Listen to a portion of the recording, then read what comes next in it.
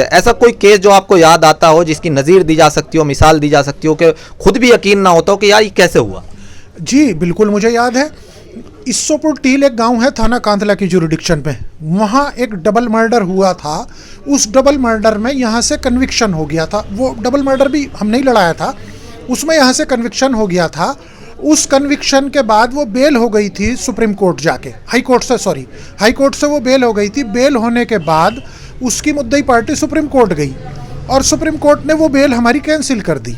जब वो bell cancel कर दी तो उस कैंसिल के बाद वो मुद्दई पार्टी डांस वांस कर रही थी इस्सोपुर टील में, तो वहाँ एक डबल मर्डर और हुआ और उन्हीं पार्टीज के बीच हुआ। वो डबल मर्डर यहाँ मुजफ्फरनगर में लड़ा और वो बाद वाला डबल मर्डर यहाँ से बरी हुआ। तो आदाब, नमस्कार, सत श्री अकाल दोस्तों, मैं आपका भाई शाइम हसन और आप देखना शुरू कर चुके हैं परफेक्ट खबर। दोस्तों, मेरा शौक़ है कि मैं पत्रकारिता में रुचि रखता हूं और आपने देखा होगा कि जो मुख्य धरना प्रदर्शन होते हैं या कोई ऐसे कार्यक्रम में जाता रहता हूं, लेकिन कुछ समय से दूरी चल रही है और उसका कारण यह है कि कचहरी से समय नहीं मिलता। तो मैंने सोचा कि क्यों न कचहरी से ही कुछ ऐसे व्यक्तियों को आपसे रूबरू कराया जाए जिन्होंने कचहरी में 20 या 25 सालों का समय देकर के एक अनुभव कमाया है। तो ये छात्र जो विधि की पढ़ाई कर रहे हैं उनके लिए भी उपयोगी होगा और मैं भी अपना ये जो शौक़ है उसको पूरा करता रहूँगा। तो फिलहाल मैं एक ऐसे अधिवक्ता के पास मौजूद हूँ जो लगभग 25 सालों से यहाँ क्रिमिनल की जो प्रैक्टिस होती है उसका व्यवसाय, विधि व्यवसाय कर रहे हैं। उनके अनुभव के बारे में हम बात करेंगे। जी हाँ, मैं बात कर रहा हूँ वकार अहमद एडवोकेट की, जो मेरे साथ इस समय मौजूद है। सर, बहुत बहुत स्वागत है आप। शुक्रिया साइम भाई। सर, मेरा आपके पास आने का मकसद ये रहा कि विधि छात्रों को इससे कुछ हेल्प मिले और लोगों को भी कचहरी के बारे में कुछ जानकारी मिले। सबसे पहला मेरा सवाल, आपकी जो प्रारंभिक शिक्षा रही और उसके बाद जब आपने LLB की तो कहाँ से की? मैंने LLB DAV डिग्री से की थी, ग्रेजुएशन भी मैंने वहीं से किया। 97 में मैंने LLB पास आउट की थी DAV डिग्री कॉलेज से।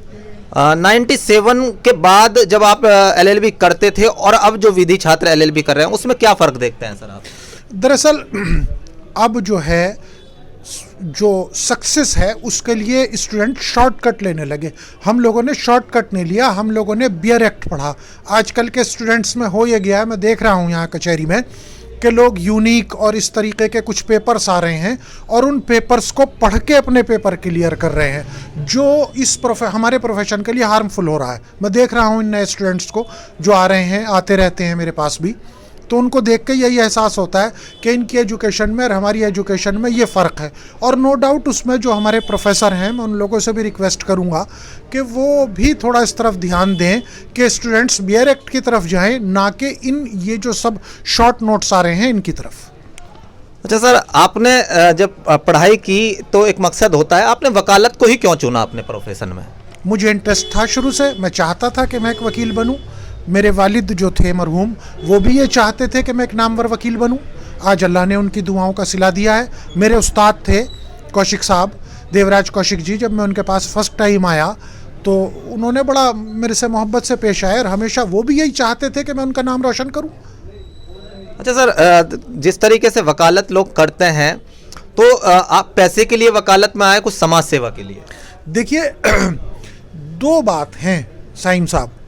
बात यह है कि जब, बल्कि इस तरीके से कहें हम कि वकालत के जो हैं 4 स्टेज हैं। First stage no work no money, second stage हमारी है some work some money, third stage है हमारे पास मोर वर्क मोर मनी और फोर्थ स्टेज है सम वर्क और मोर मनी। ये 4 स्टेज हैं। अगर कोई स्टूडेंट जो नए आते हैं, अगर वो इस पर फोकस करें कि हमें काम सीखना है, तब फिर क्या स्टेज होगी कि नो वर्क नो मनी। और जब वो उस स्टेज को पार करेगा तो सफलता की सीढ़ियां चढ़नी शुरू कर देगा वो। और अगर वो उस स्टेज को पार नहीं करेगा और शुरू से आके पैसों के पीछे लगेगा, तब फिर उसकी सक्सेसनेस जो है वो टाइमली होगी, कुछ शॉर्ट पीरियड के लिए। बिल्कुल। आप इतने सालों से जो वकालत कर रहे हैं, 20 सालों से ज़्यादा का समय बहुत ज़्यादा होता है, 2 दशक से ज़्यादा, क्या अनुभव किया, क्या शेयर करना चाहेंगे हमारे दर्शकों के साथ? मुझे 27वां साल शुरू हो गया।